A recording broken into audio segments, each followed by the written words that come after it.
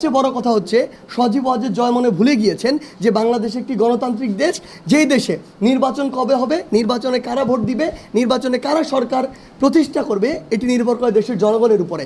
তারা তাদের 16 বছরে এটি কখনো করেননি দেখে তারা মনে করছেন এখনও মনে হয় সেটি রয়েছে। কিন্তু সেই যুগ আসলে এদেশের ছাত্র জনতা পরিবর্তন করে ফেলেছে। এই দেশে কবে নির্বাচন হবে, জনগণের দ্বারা নির্বাচিত হয়ে কে সরকার গঠন করবে, এটি এদেশের জনগণই নির্ধারণ করবে। আমাদের কোটা সংস্কার আন্দোলন এবং সবশেষে স্বৈরাচার পতনের আন্দোলন, স্বৈরাচারের পতন হয়েছে, ফ্যাসিস্ট সরকারের পতন হয়েছে। সেই জায়গা থেকে আসলে এখন আমাদের দেশ গড়ার পালা।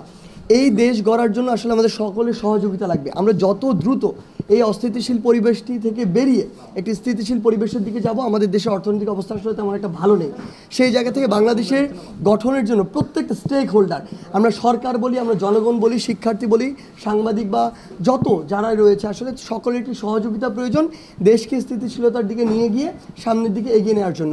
আরেকটি কথা স্পষ্ট করে বলতে চাই, যেটি হচ্ছে গতকালকে আমরা কথাটি শুনেছি, সজীব ওয়াজেদ জয় আমেরিকায় বসে তিনি ভারতকে 3 মাস সময় দিচ্ছেন বাংলাদেশে একটি সুষ্ঠু নির্বাচন দেওয়ার জন্য। সবচেয়ে বড় কথা হচ্ছে সজীব ওয়াজেদ জয় মনে ভুলে গিয়েছেন যে বাংলাদেশ একটি গণতান্ত্রিক দেশ, যেই দেশে নির্বাচন কবে হবে, নির্বাচনে কারা ভোট দিবে, নির্বাচনে কারা সরকার প্রতিষ্ঠা করবে, এটি নির্ভর করে দেশের জনগণের উপরে।